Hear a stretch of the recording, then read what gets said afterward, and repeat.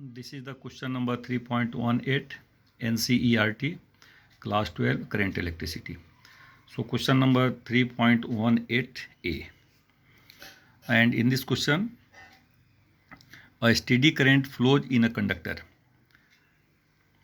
A steady current flows in a metallic conductor of non-uniform cross section. Which of these quantities is constant? So in case of non-uniform conductor, so for steady current, the current is defined as the flow of charge per second through the given area of cross section and also defined as NE by T. So this amount of current, even for non-uniform area of cross section, the current remains constant. So this is constant 3.18a. But 3.18 number 2, current density. Current density is defined as the current per unit area. So current density is inversely proportional to area of cross section. Inversely proportional to area of cross section. So current density depends on the area. Number 3, electric field. Electric field current density is directly proportional to electric field, and current density means I by A proportional to E, and therefore electric field is also the inversely proportional to the area. So electric field depends on the area of cross section. And last one, drift velocity. Drift velocity is defined as J equal to NEVD, J equal to I by A.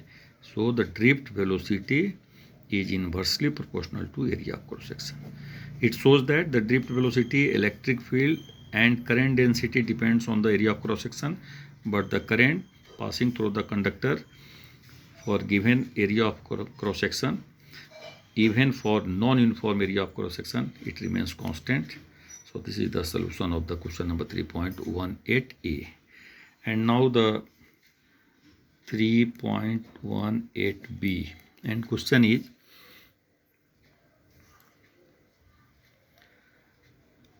(3.18b) is Ohm's law universally applicable for all conducting elements? So for ohmic conductor, V proportional to I, but V proportional to I, Ohm's law, is not applicable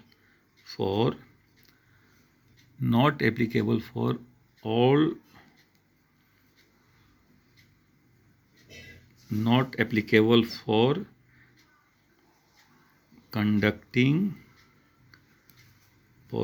conducting element or non-ohmic conductor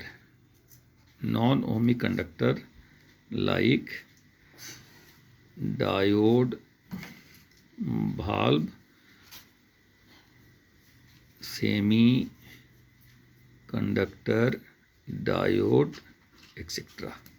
So this is the 3.18b. and 3.18c.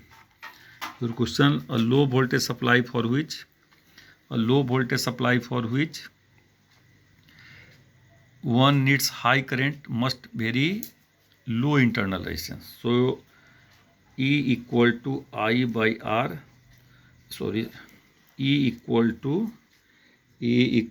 to IR. So I is equal to E by R. So if the internal resistance is low, then the current becomes maximum.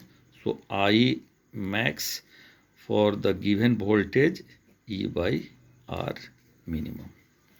So if internal resistance minimum, current becomes maximum. And last one, 3.18D. A high tension supply of say 6 kilovolt must have very large internal resistance. So why? So if the internal resistance high, as according to the solution number 3.18c, I maximum E by R minimum. So if internal resistance is minimum, then the current becomes maximum. So to restrict the current can be restricted using the internal resistance. If internal resistance is low, then the current will exceed the safety limit. So it is avoided. So by the help of R, by the application of the internal resistance, so it is restricted. So if the internal resistance is not very large, then the current will exceed the safety limits in case the current is short circuited. So the using the same equation, R becomes maximum, the current reduces. So this is the solution of the question number 3.18. Thank you very much.